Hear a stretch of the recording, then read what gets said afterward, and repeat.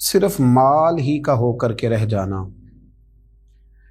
اور زیادہ سے زیادہ مال جمع کرنے کی حرص ہوس میں مبتلا ہو جانا، اس کو اسلام نے بڑا ہی ناپسند کیا۔ دین نے اس کو انسانی کمزوری بھی قرار دیا اور مسلمان کے لیے ایک بہت بڑی بری خصلت بھی قرار دیا۔ آپ ویسے بھی دنیا میں بھی جو چیز آپ کی ضرورت ہوتی ہے اس سے بڑھ کر اگر آپ اس کے پیچھے بھاگتے ہیں تو وہ ویسے ہی آپ کے لیے نقصان دہ ہوتی ہے۔ جس قدر آپ کو کپڑوں کی ضرورت ہے، اگر آپ اتنے کپڑوں کے اندر رہیں گے تو آپ خوبصورت لگیں گے، لیکن اگر آپ ضرورت سے زیادہ کپڑے اوڑھ لیں گے، ایسا کھلا لمبا چوڑا لباس پہنیں گے تو بھائے گا نہیں آپ، وہ آپ کی شخصیت کو خوبصورت بنانے کی بجائے کمزور کر دے گا، اور آپ اچھا لگنے کی بجائے تھوڑے سے اچھے نہیں لگیں گے، برے محسوس ہوں گے، اور ایسے لگے گا کہ جیسے آپ نے کچھ ایسی حرکت کی ہے کہ جو سنجیدہ لوگ نہیں کرتے۔ کھانا آپ کی ضرورت ضرور ہے، کھانا ہماری حاجت ضرور ہے، لیکن اگر ہم ضرورت سے زیادہ کھائیں گے تو بیمار ہو جائیں گے۔ ضرورت سے زیادہ کھائیں گے تو ہمارے اعصاب کو نقصان پہنچائے گا۔ کھانا ایک حاجت ضرور ہے، لیکن اس کو اوڑھ لیا جائے اگر کھانے پینے کا ہر وقت ماحول بنا لیا جائے تو انسان بہت ساری بیماریوں کے شکنجے میں آ جاتا ہے۔ اسلام کہتا ہے کہ مال تمہاری ضرورت ضرور ہے، اس کو ضرور حاصل کرو، لیکن اگر مقصد ہی مال کو بنا لو گے، اگر تمہارا ذہن ہی یہ بن جائے گا کہ میں نے 2 کے 4، 4 کے 8 اور 8 کے 16 کیسے کرنے ہیں، تو یہ تمہاری روحانی زندگی کو تباہ کر دے گا۔ تو تم انسان کم اور پیسے جمع کرنے والی مشین زیادہ بن جاؤ گے، پھر تمہارے اعصاب پر رشتوں کا کوئی تقدس نہیں رہے گا۔ تم ہر شخص کے ساتھ رشتہ اس لیے بناؤ گے کہ مجھے اس سے مالی طور پہ کیا نفع حاصل ہو سکتا ہے، پھر وہ سارا تقدس، وہ ساری خوبصورتی، زندگی کا وہ سارا حسن، جینے کا وہ سارا مزہ ضائع ہو جائے گا۔ کچھ لوگ اس طرح مال کے پیچھے بھاگے، اس طرح مال کے پیچھے بھاگے کہ زندگی کے آخری لمحے تک انہوں نے مال جمع کیا، نہ وہ کہیں ریٹائر ہو پائے، نہ وہ کہیں خاموش ہو پائے، نہ وہ زندگی میں کوئی اور کام کر پائے، بس آخری لمحے تک انہوں نے مال جمع کیا۔ تو اللہ تعالیٰ نے اسے قرآن پاک میں بیان فرما دیا، فرمایا الہاکم التکاثر، تمہیں مال زیادہ طلب کرنے کی خواہش نے غافل کر دیا، حتی زرتم المقابر، یہاں تک کہ تم نے قبروں کا منہ دیکھ لیا۔ اتنا مال طلب کرنے میں تم آگے بڑھے کہ تم نے قبروں کا منہ دیکھ لیا، قبروں تک پہنچ گئے، لیکن رہے تم مال کے پیچھے۔ نبی کریم صلی اللہ تعالی علیہ وآلہ وسلم نے ہمیں بڑے خوبصورت لفظوں کے اندر بات سمجھائی، مسلم شریف میں موجود ہے، اور اگر ہم حضور علیہ الصلوۃ والسلام کے لفظوں پر غور کریں تو دیکھیں منظر کیا بنتا ہے، کتنی بڑی سچائی ہے زندگی کی جو سامنے آتی ہے۔ حضور علیہ السلام فرمانے لگے کہ انسان کہتا ہے میرا مال، میرا مال، میرا مال، میرا مال۔ فرمایا نہ بھائی، تیرا تو وہ مال ہے جو تو نے کھا لیا ہے یا پہن لیا ہے، یہاں تیرا وہ مال ہے جو تو نے صدقہ کر کے آخرت کے لیے بچا لیا ہے، باقی تو وارثوں کا ہے، تیری تو صرف نگہبانی ہے، باقی تو دوسروں کا ہے۔ میرا مال، میرا مال، یہ انسان کا وظیفہ ہے، حالانکہ ایسا درست نہیں ہے، حالانکہ یہ بات قرین قیاس نہیں ہے۔ تو مال کے پیچھے دوڑتے رہنا، صبح سے شام تک مال کی منصوبہ بندی کرنا، مال موجود نہیں تھا تو میں بیمار ہو گیا تھا، مال موجود نہیں تھا تو میں دکھی ہو گیا تھا، مال موجود نہیں تھا تو میں کسی کا تعزیت کو نہ جا سکا، مال موجود نہ تھا تو میں کسی کی شادی میں خوشی میں شریک نہ ہو سکا، مال موجود نہ تھا تو میں کمزور پڑ گیا۔ بھائی مال کل کائنات نہیں ہے، مال ہی مال سارا کچھ تھوڑی ہے۔ حضرت مولا علی شیر خدا رضی اللہ تعالیٰ عنہ بہت بڑے مالدار نہیں تھے، پر اللہ تعالیٰ نے انہیں بڑی اعزاز نوازے، اعزاز سے نوازا، بڑی شانیں عطا فرمائی۔ انبیاء کرام علیہ السلام میں سے کس کے پاس زیادہ مال نظر آیا؟ حضرت بلال حبشی رضی اللہ تعالیٰ عنہ بڑے سادے سے تھے، جناب فاروق اعظم حضرت عمر فاروق رضی اللہ تعالیٰ عنہ کے پاس بھی زیادہ مال و دولت نہیں تھا۔ مال ضرورت ضرور ہے، پر زندگی کا مقصد مال نہیں ہے، مقاصد تو کچھ اور ہیں۔ اس لیے رسول رحمت صلی اللہ علیہ وسلم نے ایسی بات کر دی کہ اگر ہماری سمجھ میں آئے نا تو وہ ہمارے ذہن کو ایک بہت ہی الگ سوچ فراہم کرے گی۔ حضور علیہ الصلوۃ والسلام فرمانے لگے کہ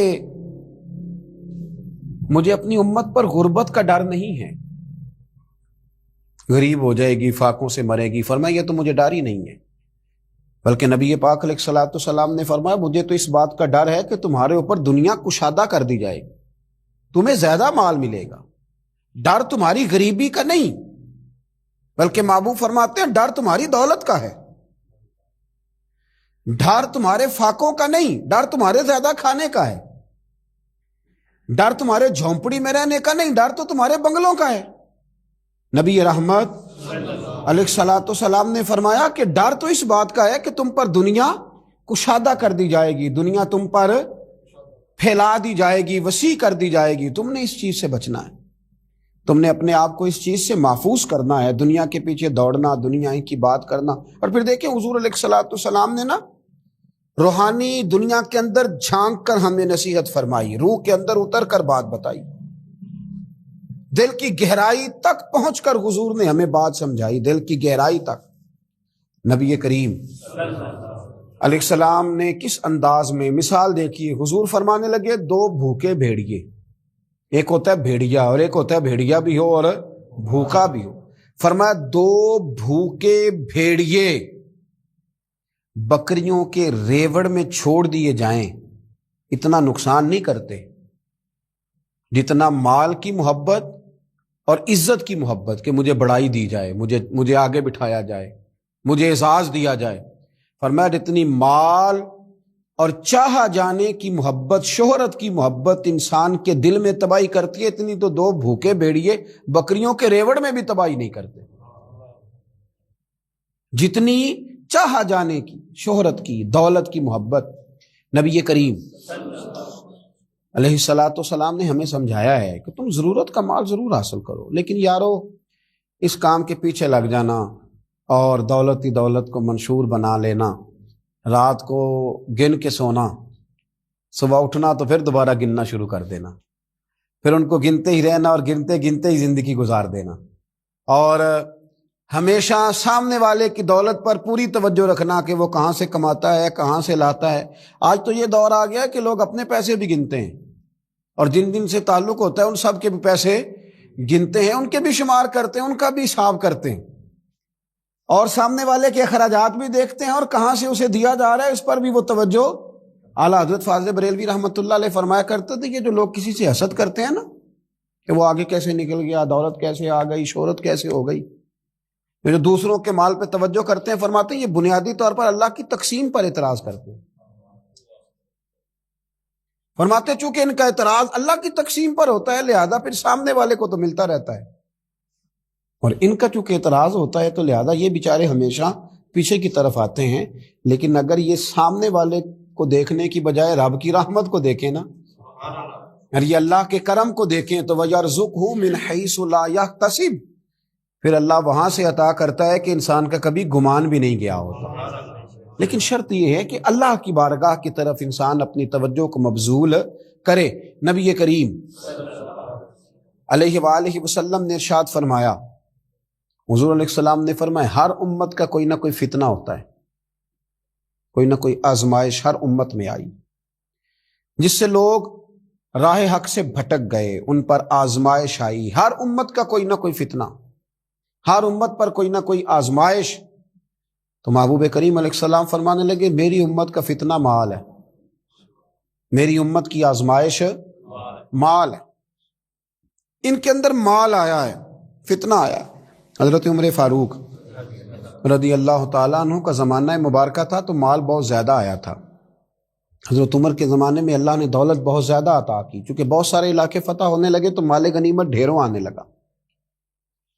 حضرت عبد الرحمن ابن عوف رضی اللہ تعالیٰ عنہ فرماتے ہیں کہ جب بحرین سے مال آیا تو اتنا مال آیا، اتنا مال آیا، حضرت ابو عبیدہ بن جراح رضی اللہ تعالیٰ عنہ لے کے آئے، اتنی دولت آئی، مسجد نبوی شریف صلی اللہ علیہ وسلم میں مال کا ڈھیر لگا تو جو اونچے قد والے تھے نا وہ بھی مال کے پیچھے چھپ گئے۔ اتنا بڑا ڈھیر تھا کہ جن کا قد اونچا تھا، دراز قد تھے، وہ مال کے پیچھے چھپے ہوئے تھے۔ تو فرماتے ہیں کہ صبح صبح کچھ لوگ جلدی آ گئے نماز کے وقت میں، پتہ تھا کہ رات سے مال غنیمت آ گیا ہے، اور نماز ختم ہو گئی تو جا ہی نہیں رہے، ابھی بیٹھے ہیں، تو حضرت عمر رو پڑے، جناب فاروق اعظم روئے، اللہ اکبر، درد سا پیدا ہو گیا۔ حضور آپ رو کیوں رہے ہیں؟ فرمایا تم اس لیے رکے ہوئے ہو کہ مال آیا ہے؟ لوگوں نے عرض کی حضور ہاں بات تو ٹھیک ہے، اور یہ صحابہ کا حق ہے، یہ سب لوگوں میں بٹے گا۔ حضرت عمر فاروق رضی اللہ تعالیٰ عنہ سے کہا جناب آپ شکر ادا کریں، آپ رو رہے ہیں۔ فرمایا تمہیں نہیں نہ پتا، میں نے اپنے نبی پاک سے سنا ہے علیہ السلام، حضور نے فرمایا میری امت کا فتنہ مال ہے، جہاں مال آتا ہے وہاں عداوت بھی آتی ہے، جہاں مال آتا ہے وہاں تلخیاں بھی آتی ہیں، جہاں مال آتا ہے وہاں لالچ بھی آتا ہے، جہاں مال آتا ہے تو وہاں پھر لوگ ایک دوسرے سے بٹورنا بھی چاہتے ہیں۔ جب تک جیبوں میں مال نہیں نہ ہوتا تو جو بھی پیار کرتا ہے ذات سے کرتا ہے، اور جب جیب میں مال آتا ہے تو پھر زیادہ تر لوگ جیب سے پیار کرتے ہیں۔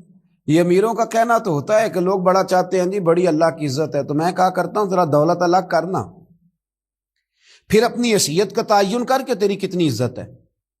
یہ دولت کا لیبل ہے نا، اس کو ذرا اتار، خود پتہ چل جائے گا تیرے پاس کیا ہے۔ میرے نبی کریم علیہ السلام نے اسے فتنہ قرار دیا، یہ تو آزمائش ہے۔ لالچ کرنا، لالچ میں پڑے رہنا، لالچ کی طرف سفر کرنا، اور مطمع نظر لالچ بنا لینا، مطمع نظر۔ ایک بہت بڑے دولت مند کا میں ایک دفعہ اس کا انٹرویو اخبار میں چھپا تو میں دیکھ رہا تھا، تو کسی نے اس سے پوچھا کہ دولت کیسے کمائی، تو کہنے لگا جی میں نے 10 لاکھ والا کام بھی نہیں چھوڑا اور 10 روپے والا بھی نہیں چھوڑا، سارے کام کیے، بس کوشش کی کہ جہاں سے آ جائے اسے حاصل کر لینا چاہیے۔ اب کھل کے بات تو لوگ کرتے نہیں، حالانکہ بہت ساری جگہوں پہ اس بات کا ترجمہ یہ ہوتا ہے کہ نہ جائز دیکھا نہ ناجائز دیکھا، بس جہاں سے آئے، جتنے آئے، جس ترتیب سے آئے، شام کو یہ حساب ضرور کرنا ہے کہ آج میرے بینک بیلنس میں کتنا اضافہ ہو گیا۔ لوگوں نے دولت ہی کی طرف دیکھا، دولت ہی کو پرکھا، پیسے نہیں تو رو پڑے، جائیداد نہیں تو رو پڑے، مکان نہیں تو رو پڑے، جس دن 4 گاہک کم آئے اس دن رو پڑے، جس دن کام دھندا کم ہوا تو سارے زمانے کو بتایا کہ بڑی غربت ہے۔ میں کہا کرتا ہوں کہ جب اللہ تعالیٰ گاہک زیادہ بھیجتا پھر بھی شور کیا کرو، جب اللہ تعالیٰ نوازتا ہے اس کا بھی اعلان کیا کرو۔ میرے بھائی، حضرت عیسیٰ علیہ السلام کا ایک فرمان بڑا شاندار ہے، اس عنوان پر اگر ہماری سمجھ میں آئے تو ہماری طبیعت ٹھنڈی کر دے گا۔ اور جناب عیسیٰ علیہ نبینا علیہ الصلوۃ والسلام نے ایک بات کہہ کے کتنے سارے مضامین بیان کر دیے، اللہ کے پیغمبر علیہ الصلوۃ والسلام نے کتنی ساری باتیں کھول دی ایک جملہ کہہ کے۔ جناب عیسیٰ علیہ الصلوۃ والسلام فرمانے لگے دنیا کو اپنا آقا نہ بنانا، دنیا کی دولت کو اپنا آقا نہ بنانا، ورنہ یہ تمہیں اپنا غلام بنا لے گی۔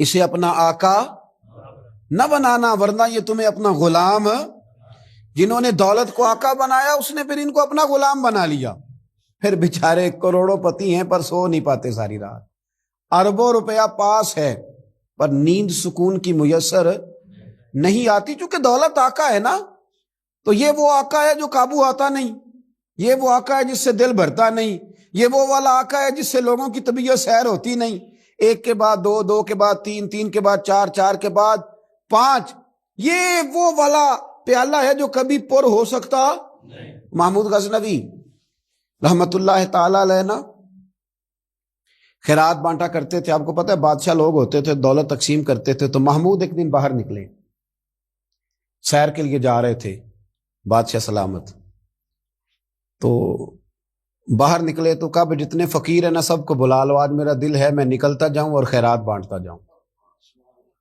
نکلتا جاؤں اور خیرات تقسیم کرتا جاؤں۔ محمود نے اعلان کیا تو بعض اوقات انسان کچھ بات کرتا ہے تو اس کے لفظوں میں نا تھوڑا کر و فر نظر آتا ہے، تھوڑا تکبر نظر آتا ہے، تھوڑا غرور نظر آتا ہے۔ ایک درویش بھی وہاں سے گزر رہے تھے، انہوں نے بھی بادشاہ کا یہ جملہ سنا، انہوں نے بھی بادشاہ کا یہ جملہ سنا، اس طرف توجہ فرمائی کہ لو جی جو جس نے لینا ہے نا آج اسے دیا جائے گا، آج میں بانٹتا ہی جاؤں گا۔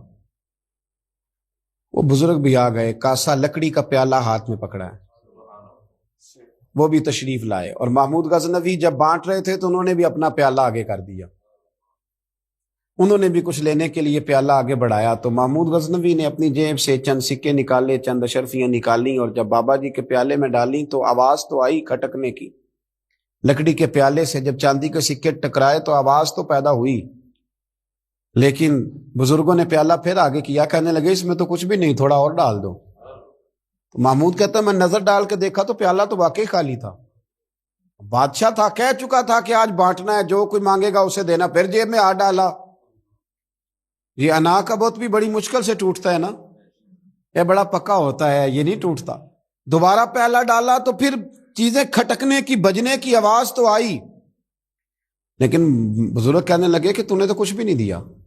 پھر پیالہ آگے کیا تو محمود نے جھوک کے دیکھا تو پیالہ پھر خالی تھا۔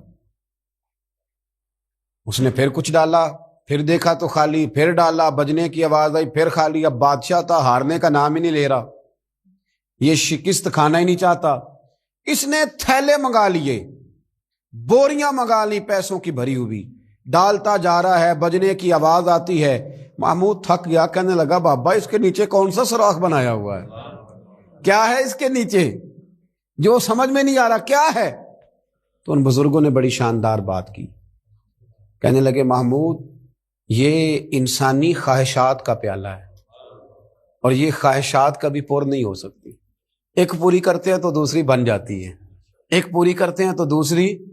حضرت مولا علی شیر خدا رضی اللہ تعالیٰ عنہ فرمایا کرتے تھے نفس کی خواہشیں ان بھیڑوں کی طرح ہیں جو کبھی قابو میں نہیں آتی، ادھر سے گھیر کے لاؤ تو ادھر والی نکل جاتی ہیں، ادھر سے گھیر کے لاؤ تو ادھر والی نکل جاتی ہیں، دونوں کو سمیٹو تو سامنے والی گائے۔ یہ خواہشات ہیں، یہ کبھی پوری یہ نہیں پوری ہوتی میاں۔ پھر انسان آگے سے آگے بڑھتا رہتا ہے، حرص کرتا ہے، لالچ کرتا ہے، طمع کرتا ہے، لینے کی خواہش پیدا کرتا ہے، لیکن یہ چیزیں کبھی اس کے حق میں مؤثر ثابت نہیں ہوتی۔ ہاں میرے نبی کریم علیہ الصلاۃ والسلام سے پوچھا گیا تھا یا رسول اللہ ذلت کیا ہے؟ فرمایا لالچ کرنا۔ تو حضور عزت کیا ہے؟ فرمایا جو رب نے تجھے دیا اس پہ راضی ہو جا، اللہ عزت عطا فرما دے گا۔ قناعت میں عزت ہے، لالچ میں ذلت ہے۔ تو حرص کرنا، ہوس کرنا، مال کے پیچھے بھاگنا، لوگ تعلیم حاصل کرتے ہیں تو مال کمانے کے لیے، ہنر سیکھتے ہیں تو مال کمانے کے لیے، کسی استاد کے پاس جاتے ہیں تو مال کمانے کا طریقہ سیکھنے کے لیے، کسی سے یارانہ لگاتے ہیں تو کہتے ہیں ذرا دیکھو تو صحیح آگے کیسے گیا ہے۔ جب مطمع نظر ہی مال ہو، جب توجہ ہی ساری مال کی طرف ہو، جب دولت ہی ہر چیز کا لوگ ماں حاصل سمجھ لیں اور مقصود اور مدعائی دولت کو بنا لیں، تو پھر انسانوں میں کمزوریاں پیدا ہوتی ہیں، روحانی قوتیں ختم ہوتی ہیں، پھر انسانوں کے اندر شوق، ذوق اور وہ ساری چیزیں کمزور پڑتی ہیں۔ میرے نبی کریم پھر پڑھیے، خوش ہو کے پڑھیے، نبی کریم صلی اللہ تعالی علیہ وآلہ وسلم نے نا ہمیں یہ سکھایا ہے، بتلایا ہے کہ قناعت کرو، تھوڑے پر راضی رہنا سیکھو۔ اور حضور علیہ الصلوۃ والسلام نے ارشاد فرمایا، مسند امام احمد بن حنبل میں حدیث موجود ہے، فرمایا اللہ تعالیٰ سے ایسی خواہشات سے پناہ مانگا کرو جو خواہشات تمہیں عیب میں ڈال دیں، اور فرمایا ایسی خواہش سے بھی اللہ کی پناہ مانگو جو خواہش پوری کرو تو وہ خواہش ایک اور خواہش میں ڈال دے۔ اللہ کی پناہ مانگو اس خواہش سے کہ جو پوری کی جائے تو پھر ایک اور خواہش میں تمہیں ڈال دے، اس سے اللہ تعالیٰ کی پناہ مانگو، پناہ مانگو، اللہ تبارک و تعالیٰ کی پناہ مانگو۔ بزرگوں نے لکھا ہے، حضرت محدث ابن جوزی علیہ رحمہ نے، کہ ایک شخص تھا، اس کے گھر میں ایک ناگن رہتی تھی۔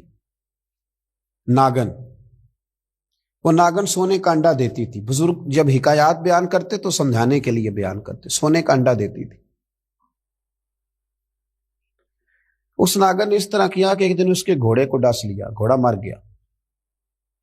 گھر والوں نے شکایت کری کہ اس کو مار دینا چاہیے، گھوڑا آج اس کے ڈسنے سے مر گیا، یہ ناگن ہے، سونے کا انڈا تو دے گی لیکن ڈسے گی بھی ضرور، یہ ناگن ہے، انڈا سونے کا دے گی پر ڈسنا اس کی فطرت ہے، یہ ڈسے گی بھی۔ اس نے کہا بھی کوئی بات نہیں، سونے کے انڈے سے کئی گھوڑے آ جاتے ہیں، مر گیا تو کیا ہوا۔ کچھ دنوں کے بعد اس ناگن نے کتے کو ڈسا، کتا بھی مر گیا۔ گھر والوں نے شور مچایا کہ یہ ناگن ہے تو اسے دودھ پلاتا ہے، یہ سونے کا انڈا تو دے گی پر ڈسے گی بھی، اس لیے کہ ڈسنا اس کی فطرت ہے، اس کی طبیعت ہے۔ اس نے کہا کوئی بات نہیں، سونے کے انڈے سے کئی کتے خریدے جا سکتے ہیں۔ کچھ دنوں کے بعد اس نے پڑوسیوں کے کچھ جانوروں کو بھی ڈسا، لیکن جب انسان کی آنکھوں کے سامنے سونے کے انڈے کی اینک لگی ہوتی ہے نا، پھر کتنے لوگ ڈسے جا رہے ہیں اس کی پرواہ نہیں ہوتی۔ جب سونے کے انڈوں کی اینک لگ جاتی ہے پھر کتنے غریبوں کی کٹیا جلتی ہے پر اس کی پرواہ نہیں ہوتی۔ جب سونے کے انڈوں کی اینک لگ جاتی ہے پھر کتنے رشتے ٹوٹتے ہیں، لوگ پرواہ نہیں کرتے۔ سونے کے انڈے کی اینک لگی ہوئی تھی۔ پھر ایک وقت ایسا بھی آیا کہ اس شخص کا ایک ہی جوان بیٹا تھا، ایک ہی بیٹا، جس کی طرف دیکھ دیکھ کے ماں باپ جیتے تھے، جو ان کی آرزوؤں کی امیدوں کا مسکن تھا، جو ان کی آنکھوں کی ٹھنڈک تھا، روشنی تھا۔ اس ناگن نے پھر اس بچے کو ڈسا، اور جب اس بچے کا جنازہ اٹھا تو پھر اس نے ہاتھ میں ڈنڈا پکڑا، اور ڈنڈا پکڑ کے جب وہ مارنے لگا نا ناگن کو، تو اس کی بیوی کہنے لگی اسے نہ مار، اپنے اندر کے لالچ کو ڈنڈا مار، اپنے اندر کی اس ہرس کو، اس ہوس کو، اس طمع کو، جس نے آج میرے بیٹے کی جان لے لی، جس نے ایک ماں کی گود اجاڑ ڈالی، جس نے اس گھر کی ساری خوشیوں کو تباہ کر دیا، اس لالچ پہ ڈنڈے برسا، جس نے تباہ کر کے رکھ دیا ہر چیز کو، جس نے کچھ بھی آج باقی نہیں چھوڑا، بے قدراں کچھ قدر نہ جاتی، کیتی خوب تسلی ہو، اے دنیا دار پجاری زر دے، کتیاں دے گل ٹلی ہو۔ میرے نبی کریم علیہ السلام نے فرمایا دنیا کا مال مردار ہے اور طلب کرنے والے کتے، مردار مال کو طلب کر رہے۔ بیٹے کا جنازہ اٹھ گیا، اب کیا فائدہ ہوا؟ آج روحوں کے جنازے اٹھ رہے ہیں، آج دلوں کے جنازے اٹھ رہے ہیں، آج تن کے اجلے لوگوں کے من کے اندر کچھ بھی موجود نہیں، مردہ روحیں، مردہ دل، مردہ خیالات، ہر چیز مائنس کر کے جو چیز پیچھے بچی ہے وہ صرف دولت ہے، ہر چیز مائنس کر کے ہمارے پاس جو پیچھے بچی ہیں وہ جائیدادیں ہیں، ہر چیز مائنس کر کے جو ہم نے بچایا ہے وہ دنیا کا مال ہے، باقی ہر چیز تباہ ہو گئی۔ بھائی کے ساتھ جھگڑا چل گیا ہے، چونکہ ایک 4 مرلے کے پلاٹ کا معاملہ تھا، والد کے ساتھ تنازع چل گیا ہے چونکہ اس نے ہمیں حصہ کم دیا تھا، اماں کے ساتھ جھگڑا ہے کیونکہ وہ بڑے بھائی کی جائیداد زیادہ دینے کے حق میں ہے، ہمارا اپنے دوستوں یاروں کے ساتھ جو رشتہ ہے وہ لالچ کا ہے۔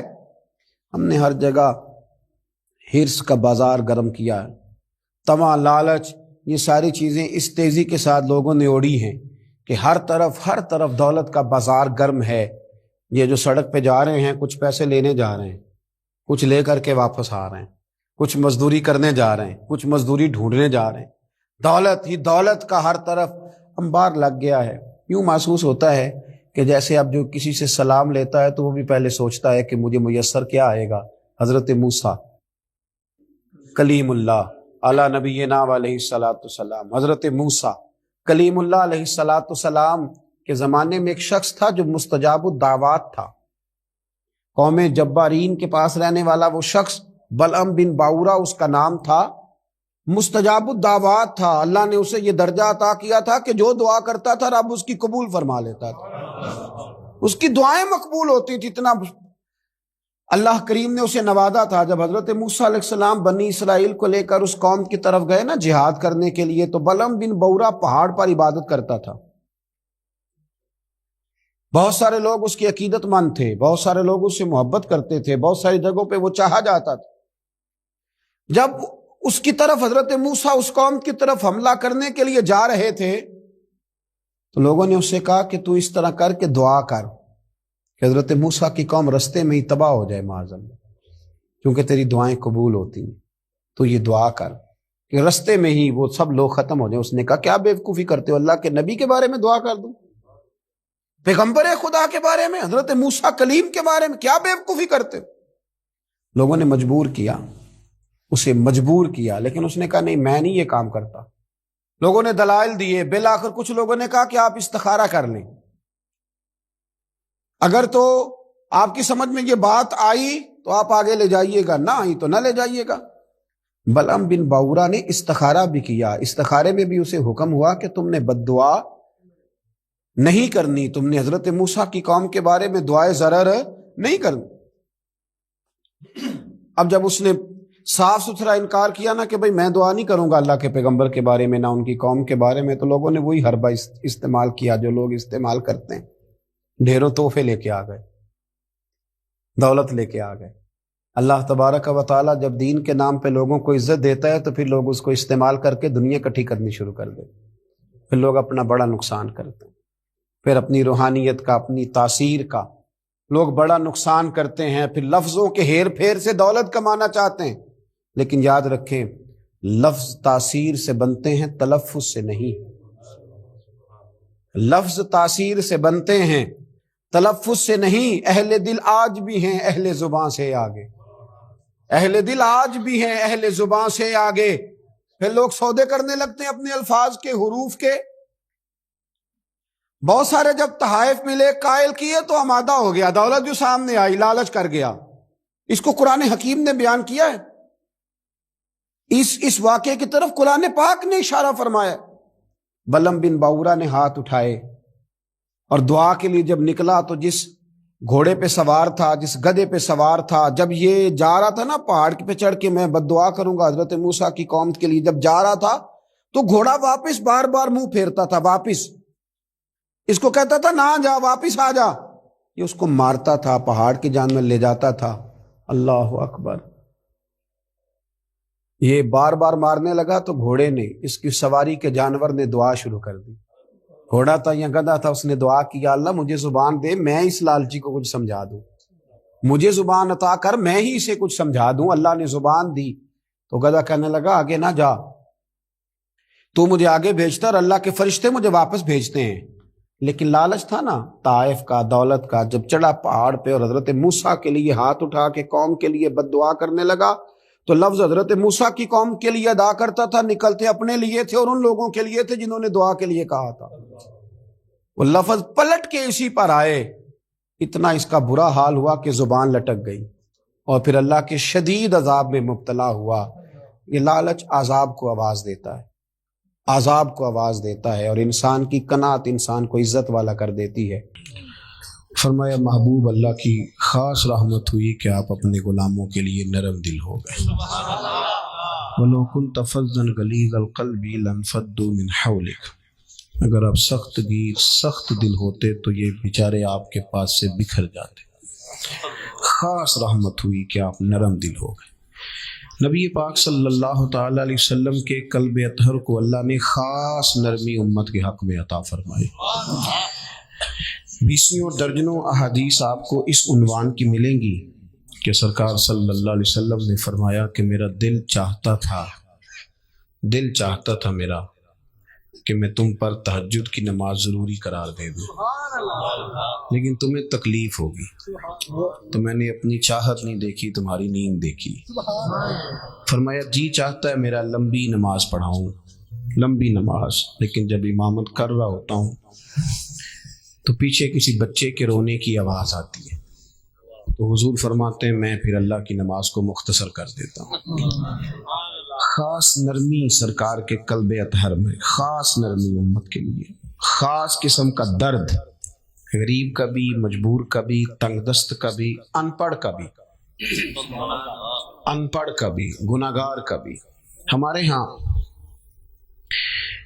اب جو سب سے بڑا مسئلہ ہے نا، لوگ سمجھتے یہ ہے کہ درد صرف اس کا نام ہے کہ آپ یتیموں کے لیے، بیواؤں کے لیے، مسکینوں کے لیے کوئی سوسائٹی بنا دیں اور یہ کام آپ کر لیں تو یہی درد ہے۔ حالانکہ جو یہاں سارا کچھ ہو رہا تھا، مدرسے کی بات ہو رہی تھی، یہ بہت بڑا درد ہے۔ آپ نے کسی غریب کو بھکاری جو بنانا ہے تو آپ ان غریبوں کے بچوں کو اداروں میں لا کے داخل کرائیں اور ان اداروں کی سرپرستی کریں، تو وہ انشاءاللہ تعالی اللہ فضل کرے گا تو بھکاری نہیں بنیں گے، رہنما بنیں گے، مقتدا اور پیشوا بنیں گے۔ یہ سرکار کا درد ہے، یہ حضور کی چاہت ہے۔ نبی پاک صلی اللہ علیہ وسلم نے کہیں نہیں اعلان فرمایا کہ مکے میں یونیورسٹی بنائیں گے، سڑکیں پکی کرائیں گے۔ ہم کسی بات سے اختلاف نہیں کر رہے، یہ سارے کام خیر کے ہیں، فلاحی۔ لیکن نبی پاک صلی اللہ تعالی علیہ وسلم نے جو عنوان قائم کیا نا لوگوں کی اصلاح کا، وہ یہ ہے کہ میں تو اخلاق عالیہ کی تکمیل کرنے کے لیے آیا ہوں۔ انسان کا اخلاق سنور جائے، اس کی تعمیر ہو جائے، وہ کچھ بن جائے تو سب سے پہلے تو اسے اپنے آپ کو سکون نصیب ہوتا ہے، پھر جو اس کے قریبی ہوتے ہیں وہ بڑے سکھ میں آ جاتے ہیں کہ عادتیں سنور گئی۔ سرکار اصلاح فرماتے، تعلیم و تربیت کا خاص درد، یہ جو حضور کبھی طائف جاتے، کبھی عکاظ کی منڈی میں جاتے، کبھی لوگوں کو پیغام حق سناتے، تو اس کے پیچھے وہ درد تھا کہ اللہ کے بندے اللہ والے بن جائیں، دوزخ سے بچ جائیں۔ قاضی اعجاز رحمۃ اللہ علیہ نے حدیث لکھی ہے، حضرت سیدنا انس بن مالک رضی اللہ تعالیٰ عنہ فرماتے ہیں، ایک بدو حضور کی بارگاہ میں حاضر ہوا، دیہاتی تھا، ان پڑھ تھا۔ ہمارا رویہ کئی دفعہ سخت گیر ہو جاتا ہے سادے لوگوں کے ساتھ، اور بہت سارے لوگ ہیں جو جان چھڑا لیتے ہیں کہہ کے کہ گاؤں والے جاہل ہیں جی سارے، انہیں کیا پتا ہو، ان پڑھ ہیں جی۔ تو یہ تو آسان کام ہے، کسی کو جاہل کہہ کے جان چھڑانا تو آسان ہے، لیکن اس جاہل کو عالم بنا دینا یہ کمال ہے، اس کی تربیت کر دینا یہ کمال ہوتا ہے، یہ انفرادی فعل۔ دیکھیں نا، بہت سارے لوگ زیادہ ٹریول کرتے ہیں، گھومتے ہیں، مسافر رہتے ہیں، اللہ آپ کو جزا دے جی، پیسے مدرسے میں دیں گے آپ، اللہ خوش رکھے، تشریف رکھیں، اللہ آپ کو بہت ساری برکت دے، جزائے خیر دے، آپ تشریف رکھیں۔ میں نے عرض کیا تھا، میں نے جو وعدہ کیا ہے کہ تھوڑی سی بات کرنی ہے، میں اس پر قائم ہوں، تو آپ بس سنیں، اللہ آپ کو برکت دے۔ دوستو، جو لوگ زیادہ ٹریول کرتے ہیں نا جہازوں میں، ان کو پتہ ہوتا ہے، وہ آگاہ ہوتے ہیں کہ یہ سفر کس طرح کرنا ہے، اس کے کیا لوازمات ہیں، فلائٹ کا کیا سٹیٹس ہے، کس طرح کر کے ہم نے چلنا، عادت ہو جاتی ہے نا، جو کام آپ زیادہ کرتے ہیں اس کے آپ عادی ہو جاتے ہیں۔ اور ہم نے یہ بھی دیکھا ہے کہ لمبی فلائٹس ہوتی ہیں تو لوگ سو جاتے ہیں، سوئے رہتے ہیں، انہیں کوئی پرواہ نہیں کیا ہو رہا ہے، کون آ رہا ہے، کون جا رہا ہے، عادی ہو گئے نا کہ اس کام سے۔ ایک بابا جی بیچارے غریب ہیں، وہ کمیٹیاں ڈال کے عمرہ کر دے جاتے ہیں، پہلی دفعہ گئے ہیں، کبھی ٹریول نہیں کیا، ان کو نہیں پتا کہ میں نے سیٹ نمبر کیسے دیکھنا ہے، سیٹ بیلٹ کیسے باندھنا ہے، امیگریشن کیسے کرانی ہے۔ انہی کے گاؤں کا ایک لڑکا جہاز میں بیٹھا ہے جو کہتا ہے کہ میں نے BBA کیا ہوا ہے، میں MBA کا اسٹوڈنٹ ہوں، PhD اسکالر ہوں۔ اور بابا جی جب داخل ہوتے ہیں تو وہ لڑکا ان کو دیکھتا ہے کہ وہ بابا جی آتے ہی کسی سیٹ پہ بیٹھ گئے، جہاز کا عملہ لڑنے لگا کہ بابا یہ تیری سیٹ ہی نہیں، تو سیٹ نمبر دیکھ، فلاں جگہ پہ جا۔ وہ کہتے ہیں بابا جی سیٹ بیلٹ مان لے، وہ کہتے ہیں مجھے تکلیف ہوتی ہے۔ اب یہ دور کھڑا مذاق اڑا رہا ہے، کہہ رہا ہے جی ساڈے پنڈ دے بندے نہیں سیانے ہو سکتے، یہ ان پڑھ ہیں جی، یہ جاہل ہیں جی۔ تو دل کرتا ہے ایسے آدمی سے ڈگری لے کے بندہ پھاڑ دے۔ یہ تیری تعلیم تجھے سکھاتی ہے کہ تو کسی کو جاہل کہہ رہے، ان پڑھ کہہ رہے؟ اور میاں اگر تو پڑھا لکھا ہوتا تو اپنی سیٹ چھوڑتا، یہ پتہ چل گیا تھا میرے گاؤں کے ہیں، میرے علاقے کے ہیں، دروازے سے وصول کرتا، پھر سیٹ نمبر دیکھ کے انہیں سیٹ پہ بٹھاتا، پھر اپنے ہاتھوں سے سیٹ بیلٹ باندھتا، پھر انہیں کہتا بابا جی میں فلانی سیٹ پہ بیٹھا ہوں، دوبارہ ضرورت پڑی تو مجھے آواز دے لینا۔ تعلیم تو انسان کو، وہ کانا اکبر الہآبادی نے ہمیں ایسی لاکھوں کتابیں قابل ضبطی سمجھتے ہیں کہ جن کو پڑھ کے بیٹے باپ کو خبتی سمجھتے ہیں۔ یہ جو بندہ 3-4 سیپلیوں میں BA کر لیتا ہے نا، یہ درس نظامی کے فاضل عالم سے آ کے پوچھتا ہے آپ کی تعلیم کتنی ہے؟ اللہ 6 سیپلیوں میں BA کی ہے، وہ کہتے ہیں جی میں نے درس نظامی کی، نہیں وہ تو ٹھیک ہے پڑھے کہ نہ ہو، بھیا آپ نے پڑھنا لکھنا کس کا نام رکھا ہوا ہے، کس چیز کا آپ نے نام رکھا ہوا ہے؟ آپ کسی اور کو بھی قبول کریں، کسی اور فن کو بھی تسلیم کریں، آپ غور کریں اس بات پر۔ تو حضرت انس بن مالک رضی اللہ تعالیٰ عنہ فرمانے لگے، بدو آیا حضور کی بارگاہ میں، عرض کرنے لگا یا رسول اللہ کچھ دیجئے۔ تو نبی پاک صلی اللہ علیہ وسلم نے کچھ دیا تو آداب نہیں جانتا تھا، ہم بغیر آداب بتائے لوگوں کو بے ادب کہہ دیتے ہیں، سکھایا کچھ بھی نہیں اور جاہل کہہ دیا۔ اور بھائی حضور نے کچھ دیا تو اسے آداب نہیں آتے تھے، اور وہ دیکھ رہا تھا مقدار۔ اور یہاں فاضل بریلوی فرماتے ہیں میرے کریم سے گر قطرہ کسی نے مانگا تو دریا بہا دیے ہیں، در بے بہا دیے۔ تو یہاں تو ایک قطرہ ملے تو سمندر سے زیادہ کام دکھاتا ہے۔ تو حضور نے کچھ دیا تو کہنے لگا معاذ اللہ ثم معاذ اللہ، نقل کفر نہ باشد۔ کہنے لگا میں تو بڑی تعریف سن کے آیا تھا، آپ نے تو کچھ بھی نہیں دیا۔ حضرت عمر نے تلوار نکال لی، اس بے ادب کی گردن اڑائیں گے۔ حضور نے فرمایا عمر ذرا ٹھہر جا۔ سرکار گھر لے گئے، جو دیا تھا اس سے ڈبل دیا، پھر تھوڑا اور دیا، اب مسکرایا۔ حضور نے فرمایا اب تیرا کیا خیال ہے؟ کہنے لگا طوفان میں ہوا اتنی تیز نہیں چلتی جتنی آپ کی سخاوت تیز چلتی ہے۔ فرمایا یہی بات میرے غلاموں کے سامنے جا کے کہہ دو گے؟ کہہ دو گے؟ گویا حضور فرمانے لگے جب تم نے کہا تھا نا نہیں دیتے تو ان کے دل ٹوٹ گئے تھے، جب تم کہو گے نا بڑا دیتے ہیں تو ان کے دلوں کو ٹھنڈک نصیب ہو جائے گا. ہم نے بات کو سمجھ لیا. تھوڑا تھوڑا نا پیار کرنا شروع کریں. آپ چھوٹے تھے تو آپ پتہ نہیں کیا کہتے تھے, آپ کا ابا سنتا بھی تھا, برداشت بھی کرتا تھا, دلیل بھی دیتا تھا, کبھی غصہ نہیں کیا, کبھی غصہ نہیں کیا, کبھی منہ پہ تھپڑ نہیں مارے. کیا تجھے عقل نہیں؟ اسے پتہ ہے کہ ابھی شعور اس کا کمزور ہے. لیکن ہم والد پر غصہ کرتے ہیں, ہم دادا پر غصہ کرتے ہیں, ہم تلخی دکھاتے ہیں. میں نے کئی سیانے بندے دیکھے ہیں, بڑے سمجھدار ہیں, بڑے وفادار ہیں, لیکن اپنی ذات کی حد تک, اپنی ذات کی حد تک. کسی کو عزت دینا, اہمیت دینا, وقار دینا, طنز کریں گے, تنقید کریں گے, یہ کمزور ہونے کی علامت ہوتی ہے. عزت والا تو وہ ہوتا ہے نا جو عزت بانٹتا پھرتا ہے, لوگوں کو دیتا ہے, جو پیار کرتا ہے, جسے محبت کرنی آتی ہے. نبی پاک صلی اللہ علیہ وسلم نے جب اس کو سرکار باہر لائے تو سرور کائنات علیہ السلام کے غلاموں کے چہرے دیکھ کے کہنے لگا, او میرے محبوب کے غلاموں, سخاوت سنی بڑی تھی پر دیکھی میں نے آج ہے. حضور تو بڑا دیتے ہیں. اب حضور نے فرمایا عمر اگر تم اسے پہلے قتل کر دیتے تو یہ دوزخ میں جاتا, اور اب جہاں کھڑا ہے رب اسے جنت عطا کرے گا. ایک مثال دی سرکار نے, وَتِلْكَ الْأَمْثَالُ نَضْرِبُهَا لِلنَّاسِ. مثال ہوتی ہے سمجھانے کے لیے, مثال ہوتی ہے سمجھانے کے لیے کہ بات انسان کے ذہن تک جتنا اس کا معیار ہے, اسٹیٹس ہے, جو نہج ہے, وہاں تک پہنچ جائے. اللہ کے رسول صلی اللہ علیہ وسلم نے فرمایا, عمر میری اور تمہاری مثال, میری اور امت کی مثال اس آدمی کی مثال کی طرح جس کی اونٹنی بھاگ گئی تھی اور ناک سے نکیل نکل گئی تھی. بہت سارے لوگ اس کو پکڑنے کے لیے بھاگتے تھے, کسی کے قابو نہیں آتی تھی, کسی نے ڈنڈا مارا, کسی نے تلوار پکڑی, زخمی ہو گئی پر قابو نہ آئی. دوستو سننا, حضور فرماتے ہیں پھر اس کا اپنا مالک آ گیا, اپنا مالک. اس نے کہا پیچھے ہٹو, تم نے میرے جانور کا کیا حال کیا. تھوڑا سا چارہ زمین سے اٹھایا, اسے دکھایا تو اونٹنی دوڑی ہوئی ہے. اس نے اس کی پشت پر ہاتھ پھیرا, ناک میں نکیل ڈالی, اوپر سوار ہوا اور جاتی دفعہ کہنے لگا اونٹنی ہے میری, اسے سنبھالنے کا طریقہ بھی مجھے ہی آتا ہے. گویا حضور بتا گئے امت ہے میری, تو عمر اسے سنبھالنے کا طریقہ بھی مجھے ہی آتا ہے.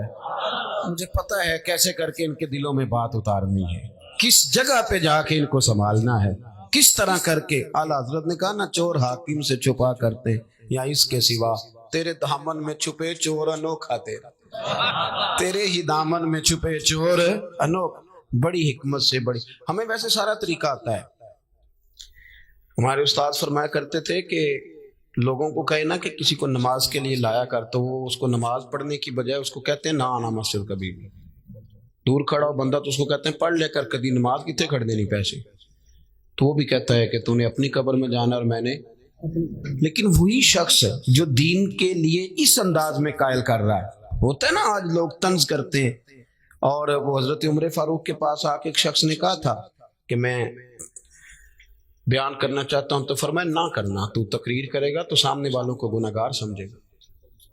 یہ زوم آدمی کو, اس زوم میں آدمی آ جاتا, بڑی مشکل ہوتی. تو بہت سارے لوگ ہیں, ہم دیکھتے ہیں کہ وہ طنز کر رہے ہوتے ہیں, اس طرح تنقید کر رہے ہوتے ہیں عوام پر. دیکھیں نا, وہ ہمارا نقیب آتا ہے, خیر میرا تو تعلق اس خوبصورت جماعت سے جس کا نقیب بھی شہنشاہ نقابت ہوتا ہے. تو شہنشاہ کی پھر مرضی ہوتی ہے, جو مرضی کرے. شہنشاہ نقابت جو ہوا, تو کئی دفعہ کہتے ہیں تھوڑا مزہ نہیں آیا, تسی سرور والے بندے نہیں. تو دل کرتا ہے کئی دفعہ کہہ دیں کہ یار تو 25,000 لے کے آئے, یہ مفت آئے ہیں سارے بیچارے, اور تو تنقید کر کے گزر رہا ہے. اتنے کمزور لوگ لفظ بولتے ہیں, اس انداز میں لوگ بات کرتے ہیں. تو بزرگ فرمایا کرتے تھے کہ یار تم نے کسی سے ادھار پیسے لینے ہو نا, اپنے حق میں قائل کرنا ہو, تو تمہیں بڑا طریقہ آتا ہے. ٹیلی فون کرتے ہو, بھائی کدھر ہو, وہ کہتا ہے جی میں تو گھر ہوں, حکم کریں. نہیں, وہ فون والی بات نہیں. ملے کہاں ملیں گے, میں کل ملوں گا. وہ کل شام کو وہاں پہنچتے ہیں, پھر منت کرتے ہیں, اس کی کہانی سناتے ہیں کہ بڑا مجبور ہوں, اور اس طرح سناتے ہیں کہ وہ مان ہی جائے, اور پھر وعدہ کرتے ہیں وقت پہ لٹا دوں گا. وہ سارے دلائل جس سے وہ نرم ہو جائے وہ ہم دیتے ہیں. اپنے حق میں قائل کرنا ہو تو رنگ اور ہے, اور اگر اللہ رسول کے حق میں قائل کرنا ہو پھر ہماری طبیعتوں کی سختی دیکھنے والی ہے. پھر وہ داعیانہ حسن ہی نہیں, وہ اسلوب ہی نہیں, وہ خوبصورتی نہیں, وہ اندر درد ہی نہیں, وہ کیفیات ہی نہیں. اپنے اندر لوگوں کے لیے نرمی لائیں, تھوڑا سا پیار کریں, تھوڑا دائیں بائیں دیکھیں آپ یقین کریں کہہ کے نا ایک دوسرے کو غلط، تو ہم اس ماحول پہ لوگوں کو لے آئے ہیں کہ لوگ سمجھتے ہیں ساری دنیا ہی چور ہے۔ ہمارے بچے سمجھتے ہیں شاید ہم اس وطن میں رہتے ہیں جہاں دائیں بائیں لٹیرے بستے ہیں، کوئی بندہ ٹھیک رہا ہی نہیں۔ ہم نے اپنے مزاجوں میں اتنی سختی، سازش، غیبت، اتنا ماحول کڑا کر دیا، آنے والی نسل سمجھے گی پتہ نہیں کہاں پیدا ہو۔ اس طرح نہ کریں، نرم کریں اپنی طبیعتوں کو، اپنے دلوں کو نرم کریں، کسی سے پیار کریں، کچھ ذوق بنائیں، کسی کو سنوارنے کا، کسی کو سجانے کا۔ اور یاد رکھیں بدلہ لینے سے تکلیف ہوتی ہے، معاف کرنے سے اللہ سکون عطا فرماتا ہے، اللہ سکون دیتا ہے۔ بات سمیٹ رہا ہوں، حضرت مولانا فخر جہاں دہلوی صوفیاء میں بہت بڑا نام ہے، حضرت کا بڑا چرچا ہو گیا تھا، بڑے صاحب بصیرت بزرگ تھے۔ آپ کی یہ کرامت تھی کہ جو بندہ سامنے آ کے کھڑا ہوتا تھا نا، اسے بتانا نہیں پڑتا تھا میرے دل میں کیا ہے،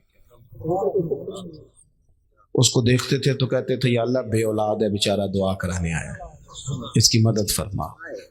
اور یہ بھی ساتھ سنیں، حضرت مولانا فخر جہاں دہلوی، میں نے ان کی قبر دیکھی ہے، قبر پہ بھی حضرت مولانا ہی لکھا ہے۔ ویسے آج کل حضرت مولانا پیر نہیں ہوتا، حضرت مولانا ساری زندگی بھی لکھے لکھائے پڑھے پڑھائے، تو حضرت مولانا کو لوگ پیر ماننے کو تیار ہے۔ یہ بھی کلچر بدلے، آپ پیچھے سارے مشائخ دیکھ لیں، یہ اس کو خطاب نہ سمجھا کریں، رٹا رٹایا جملہ نہ سمجھا کریں، یہ واقعی سچ ہے کہ بان علموں جو کرے فقیری وہ کافر مرے دیوانہ۔ واپس آئیں، اس کو سمجھیں آپ، یہ بالکل ایک صوفی کا فتویٰ ہے، حضرت سلطان باہو کا فتویٰ ہے، انہوں نے گمراہ بھی نہیں کہا، سیدھا کافر ہی کہہ دیا، کافر مرے دیوانہ۔ تو مہربانی کریں چیزوں کو سمجھیں۔ حضرت مولانا فخر جہاں دہلوی جامع مسجد دلی میں خطبہ دیتے تھے، ہزاروں کا مجمع ہوتا تھا، لوگ اپنی اپنی آرزویں پیش کرتے، حضرت دعائے خیر فرماتے۔ بادشاہ نے کہا یہ مولوی مضبوط ہو گیا تو میرے لیے تو مسئلہ کھڑا کر دے گا۔ ایک سازش رچی، ایک طوائف کو پیسے دیے تو انہیں ادا کاری کرنی۔ سوشل میڈیا جب سے آیا مجھے تو بڑی فکر ہے کہ ہمارے بچے ایکٹر ہی نہ بن جائیں، سارے ایکٹر ہی نہ بن جائیں، ہر بندہ کوئی نہ کوئی ادا دکھا رہا ہے، معاذ اللہ، یا صحافی بنیں گے یا اداکار بنیں گے۔ بھئی اور بھی غم ہے زمانے میں محبت کے سوا۔ پہلے وہ کسی کو بزرگ سمجھتا تھا تو کہتا تھا میرے لیے دعا کرنا، اب کہتا میرے ساتھ کھڑے ہو جاؤ میں نے فوٹو کھینچانی۔ یہ دعا لینے کا مزاج ختم ہو گیا، فوٹو ہی لینی ہے جس نے بھی لینی۔ حضرت مولانا فخر جہاں دہلوی بہت زیادہ شہرت بڑی تو وہ بادشاہ نے کہا کہ اس کو بدنام کرو، اور مخلوق بڑی فنکار ہے۔ ایک شاعر نے کہا تھا کہ یہ تو کعبے کے اندر سے مٹی لے کے بت بنا لیتی، مخلوق تو فنکار ہے اس درجہ کے پل بھر میں سنگے درے کعبہ سے بھی اصنام تراشے، تم کون ہو کیا چیز ہے داغ کبابی، لوگوں نے تو مریم پہ بھی الزام تراشے۔ تو حضرت اس طوائف کو تیار کر لیا، اس نے ساری باتیں رٹ لی۔ حضرت جمعہ پڑھا کے نیچے سیڑھیاں اتر رہے تھے، سینکڑوں لوگ تھے دائیں بائیں، جب آپ نیچے تشریف لائے تو وہ بنی سجی سنوری آ گئی، سلام کے فوراً بعد یوں کلام کرنے لگی جیسے بڑی پرانی جاننے والی، طبیعت کیسی ہے، کمر کے درد کا کیا حال ہے۔ پھر فوراً کہنے لگی کہ وہ رات آپ آئے تھے تو کوٹے سے کہیں دے گئے، ابھی بازار گئی ہوں دکاندار نے لیے نہیں، مجبوری نہ ہوتی تو اس وقت کبھی حاضر نہ ہوتی۔ وہ جو دائیں بائیں مرید تھے نا، وہ جو کچے پکے بھی ہوتے ہیں نا مرید، اگر میں کہہ دوں زیادہ کچے ہوتے ہیں تو وہ شک شبے میں پڑ گئے کہ کبھی بابے سے پوچھا ہی نہیں رات کو کہاں ہوتا ہے، ہم تو سمجھتے تھے مصلی بات کرتا ہے تو یہ کدھر ہوتا ہے، حضرت کہاں ہوتے ہیں، پریشان ہو گئے۔ سچا آدمی کبھی پریشان نہیں ہوتا کیونکہ سچ دنیا میں آیا ہی نکھرنے کے لیے، اگر لوگ گرد اڑائیں بھی تو سچ نکھر جایا کرتا ہے، سچ کی اپنی بڑی قوت ہوتی، اس میں اپنی بڑی طاقت ہوتی۔ حضرت فخر جہاں دہلوی سے کہنے لگی یہ کھوٹے سے کیا آپ دے گئے، کوئی پریشانی نہیں، پورا اطمینان، انہیں پتا تھا عزت رب دیتا ہے، کوئی پریشانی نہیں۔ فوراً فرمانے لگے بیٹی، او میری بیٹی، او پیاری بیٹی، تو اس طرح کر کھوٹے سکے دے جا اور اصلی والے لے جا، اور پتر دوبارہ بھی ضرورت پڑے تو آ جانا، فخر جہاں کا دروازہ کھلا ہوا ہی ملے گا، ہم تو دشمن کو بھی پاکیزہ سزا دیتے ہیں۔ یہ لفظ کہے اور حضرت تیزی سے سیڑھیاں اتر گئے، چند منٹ سکتے میں رہی،